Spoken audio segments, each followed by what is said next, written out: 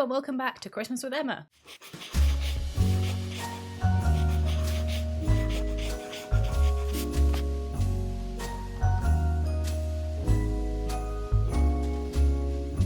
Hopefully you got a chance to watch my previous Christmassy video, which was setting up my main Christmas tree. I have also set up this little one and some little Santas, which I did talk about in the previous video. If you haven't watched it, I'll link it below. Obviously, normally this channel is very much gaming content, and I do intend to do a lot of Christmassy gaming, so please do not fret that it's only going to be like Christmassy, Christmas trees and things like that. There is going to be a lot of gaming content. I am just trying to basically share my whole Christmas setup and experience, so that's why I'm kind of doing like this other sort of vlog style. Today I'm going to be doing some Christmassy crafting. So I've got some kind of like twigs from my Christmas tree last year, and I'm going to turn them into like little stars and Christmas tree things and wrap them with some lights. I'll either put them in my stream background, or I might put them even on like the tree or something. I don't know.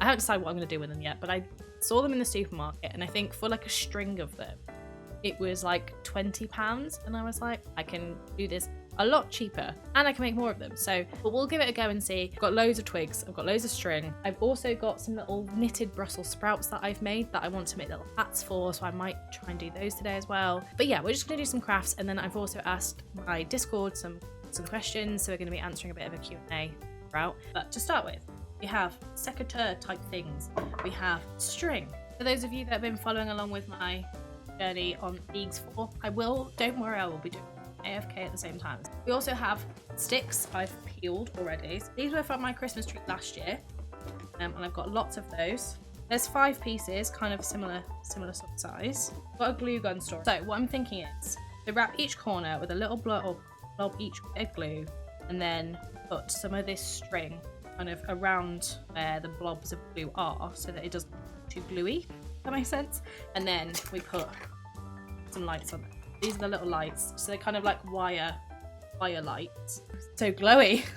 So we kind of wrap the wire lights around them. So the glue gun story, whilst we're waiting for it to heat up. Question 1. What do you use your glue gun for? Crafts, typically. But I did also pull the curtain pole out the wall. So also for repairing curtain poles, they are no longer attached to the wall. And so that's what I use my glue gun for typically. That's kind of I would normally glue gun for. I use it quite a lot. I've also been making gift bags recently, so I've been making like little gift bags for people, because it's actually, again, way cheaper to make them yourself. Like, you can buy a pad of paper for £2 for a pad of paper.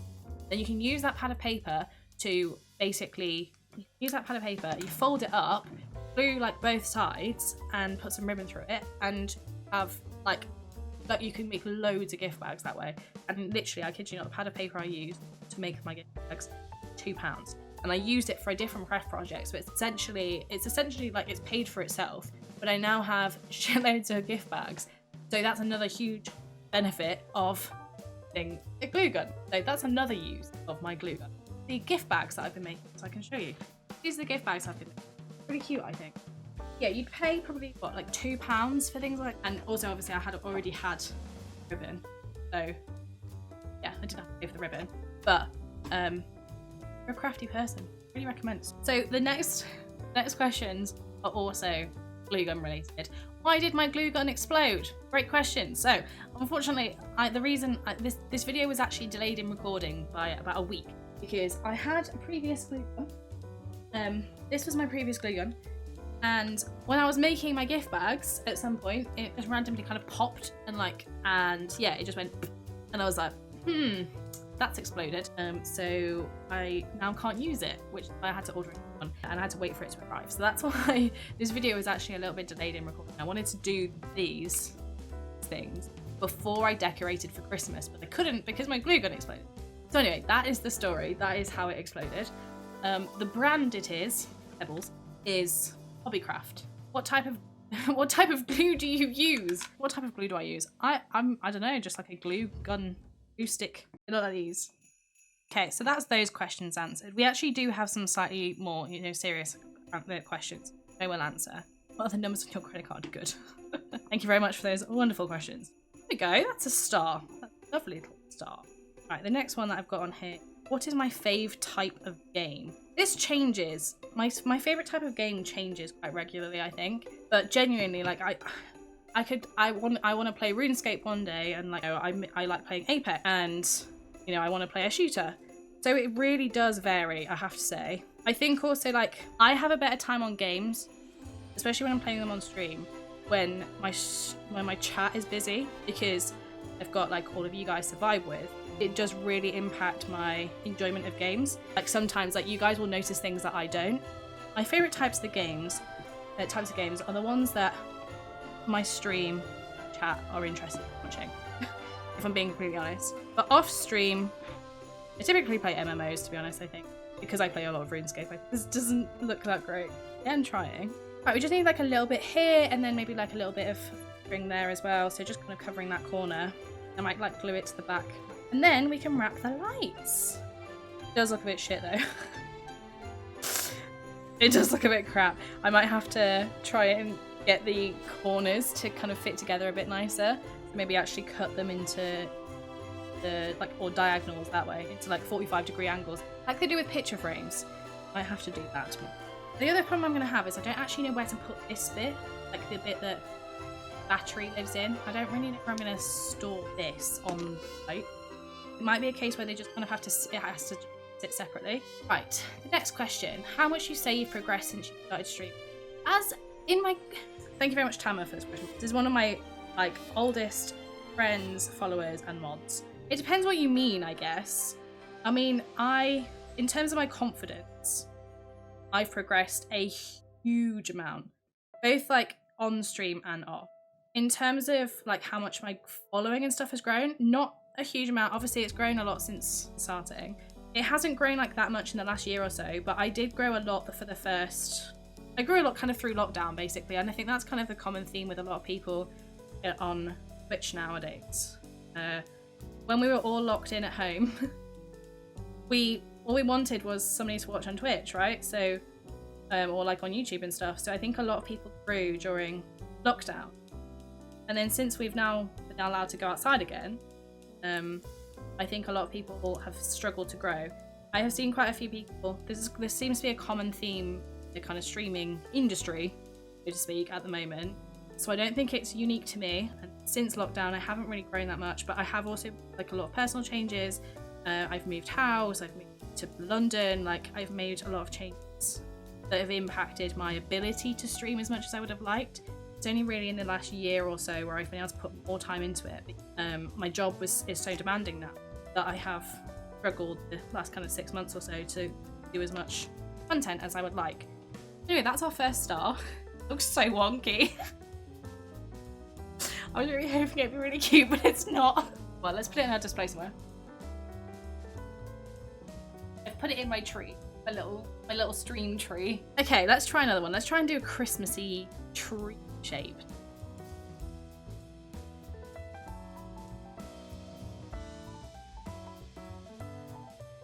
Do we want to make it a little pot to sit in here?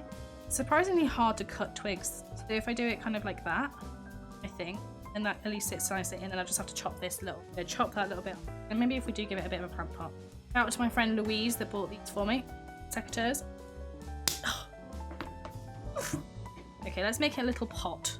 Maybe we'll do the pot in thinner stuff because it's actually really hard to chop through. We can probably do it quite blunt. Somewhere across the room. Let's do it quite short. I dread to think what this is like. It's like this terrible ASMR. Cross.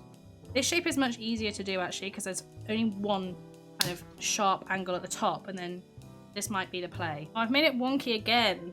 This is also wonky. It looks like a weird little, I don't know, character or something. Maybe I should make like a Fall Guys, but with Christmas tree. Look like this. Well, the Fall Guys is actually quite fun. I did play it recently for the first time. I'd never played Fall Guys before. Played it recently. It does look like a Christmas tree, right? It's Christmassy. Next, some string. Next question. I'm going from back to front. If a vampire bites a zombie, does the zombie become a vampire? Or does the vampire become a zombie? I think the zombie becomes a vampire. And I'll tell you why. Because the zombie becomes a vampire because the vampire was the one that did the biting. I think if the zombie bit the vampire, then the vampire would become the zombie. But because the vampire bit the zombie becomes the vampire. I'm also going to do a video at some point, which I'm going to attempt to make. I'm going to do a video where I'm going to try and make a 3D Santa using only the crafting stuff, like the stuff I have at home. So using literally all that I've got in the house. And thankfully I am a crafty person, so I do have lots of crafty stuff. But I am just going to attempt to use only what I have to make a like 3D Santa. Maybe I should make some bigger ones because I have got lots of figs. Oh crap. No, it's not stayed together, but it's not the bit that I'm worried about breaking. Oh, I suppose it's stationary right now. And that's with hot glue still. And voila, we have a little Christmas tree. Let's try putting some lights on that. I mean, I suppose it could look worse. Put it on our tree. Okay, so the tree came out alright. Not very easy to see from here, but it did work out alright. I'll pair up our workstation. Luckily, its two end bits are quite thin. Like, pretty thin. I mean, it looks big obviously on that, but compared to the rest of it. So they should fit quite nicely together at the top. We've also got the rest of this one. Also still quite thin, but I think, right, we should answer some more questions. If you could create your own game, what would it be? Concept, genre, more. Okay, this is a cool question. I mean, I literally said earlier about a really shit Fall Guys. Does that count? No, it doesn't. I think what I would probably make is it would have to be pirates because I do love Sea of Thieves, but I do get a little bit not bored of Sea of Thieves, but I definitely feel like at times I feel like I've seen the content already, if that makes sense. So I think maybe would definitely be something pirate based. Genre. I mean, I like story games. Maybe we should like a piratey story game. I do like multiplayer, but I think large player online games are already kind of there's already a lot of them, and there's already more than any one person can ever play in their lifetime, I think, or at least like enjoy their lifetime. So I probably wouldn't do like an online multiplayer, but I do like that Fae Farm as like a multiplayer option. You can play with people, but you know, you can only play with a certain amount of people. I quite like that, or like Raft, that sort of thing. So you can play with like multiplayer, but you don't have to be online with other people. So I think a pirate story game where you can do it multiplayer, but you don't have to. I think that's what I would do. That's what I'm choosing. Where would you like to go with your streaming? Just a hobby, primary income, stepping stone? I would love to be able to stream and do content creation full time.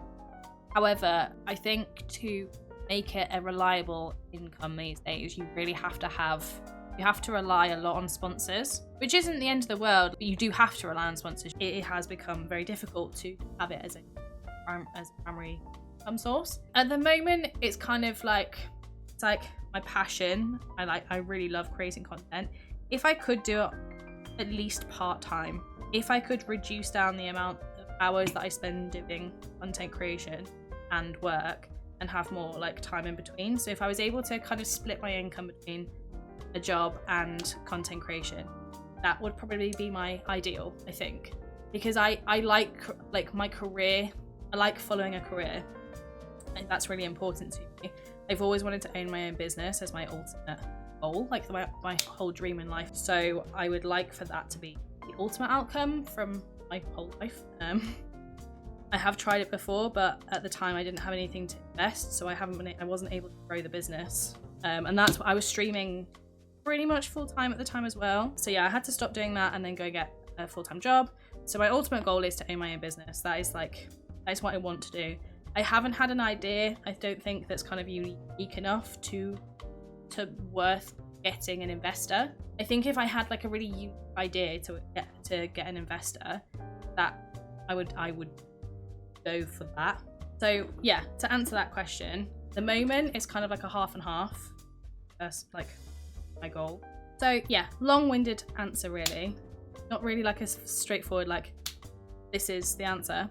I would like to still do both. I don't think I would give up my full-time job because I don't think that like content creation is sustainable, and especially because I have like a mortgage and stuff to pay. If I still live with parents, it'd be different, but if I could find a better balance in my life where I could achieve both, wearing myself out, because obviously my job has to take priority. How much wood could a woodchuck chuck if a woodchuck could chuck wood? I am the woodchuck, and I'm chucking a lot of wood right now. This one has been in wood for a really long time, and I've just not really had, I haven't done another kind of Q&A style video since July, I think was whenever I went on holiday was the last time I did like Q&A. And then we opened up like a question channel in my Discord where I was like, oh, if I ever do it again, like here's where to dump your questions, and then I will do a video and answer them all. So this is one from that. What really got you into the idea of streaming, even helped give you that final push to start streaming? The first person I ever saw streaming, I used to like be really into fitness, and there's a girl called Nikki Blackketer, and she is like an American, she was like a Gymshark or athlete, and I followed her for ages, but I didn't really know anything about Twitch at that point, because I mean, as a lot of you know by now, those of you that have known me for a long time, that I literally live in a cave and I have no idea of the world. So essentially, I wasn't aware of Twitch before I saw on Nikki Blackketer's Instagram story at one point that she was going live on Twitch, and I was like, oh, what is this Twitch thing? I was aware of people like playing video games online and like people watching their content, and I think I was aware of them doing it live. I think I was definitely aware of YouTube, but I wasn't necessarily aware of Twitch. Anyway, long story short, I clicked on her stream because I was like, oh, this is something I've never heard. And I was really intrigued by like how easy it was for her to communicate with her community, like how easy it was for her to talk directly to the people that engage with her on a daily basis. And I was like, wow, this is crazy. Like I wasn't making a bit of content at the time, but it was more about the time I was trying to run my business. So my content was kind of, it was a bit about fitness, but it was pretty much about my art more than anything else. Ironic considering the state of this. And yeah, I saw that she had posted on her Instagram story that she was live, and I just thought, oh, it's actually really cool that she can talk to the people that she's trying to communicate with on a daily basis. You know, people that, but rather than them just kind of like looking at it on her Instagram and stuff, she can literally talk to them. And like, yeah, okay, you could do that on DMs and stuff, but you know, that's a lot of time spent. So I watched her for a little while, and then in the end I was like, I want to do this. Like I want to be able to talk on a daily basis. Like I wasn't really like a content creator necessarily back then, but I was definitely making content, and I was trying to do like art content specifically, but I did play a lot of video games. Like I've always played video games. I actually spoke to my mum about it, and I was like, oh mum, like I've seen this thing, what should I do? Like should I try it? And she was like, I think you should go for it. Connecting with the people you're trying to connect with is like the most important thing in life, let alone just in business. I was like, okay, well there's multiple reasons for doing it then. Yeah, so mum was like, yeah, go for it. I started on my really crappy laptop. I had a MacBook Pro, which I have, same one. I had an awful MacBook Pro, and I did like, I think it was maybe one stream. My entire stream had my microphone muted. I just kind of braved it. I mean, people just did this first stream. Nobody came in. It was the deadest thing. Not a single person said anything. No one told me that my microphone had been muted for the whole thing. I couldn't hear the game. Like I was using, I think, crappy headset microphone. Like the whole setup was bad. Like it was bad. Genuinely awful. And this isn't going to work. If I'm going to do this, then it's got to be done. I reached out to my friend who built PCs for a living and sort of said to him, oh, how much will it cost me? Like, what do I need to do? And he was like, I can help you build it, but it's going to cost you a fair bit. So I went to, so for the time being then, Argos. And I thought, right, let's buy a PlayStation. So I bought a PlayStation, I bought a PS4. And I was like, let's play games on the PlayStation instead. Yeah, so the community aspect was what really pushed me to start streaming. What's kept me streaming is the fact that I love it, and I love the fact that I can meet you guys. The biggest difficulty of streaming, you know, it's giving big parts of you away for a good reason. In this day and age, we are compared, or like the smaller content creators like myself. I think there is more expected from us, especially from technology, which is, you know, that's been my biggest battle first started.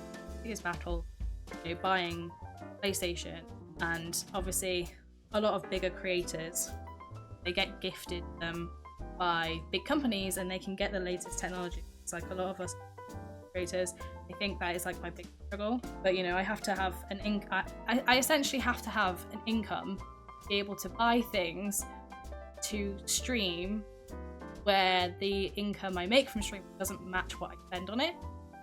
But I genuinely love the community aspect of it, so I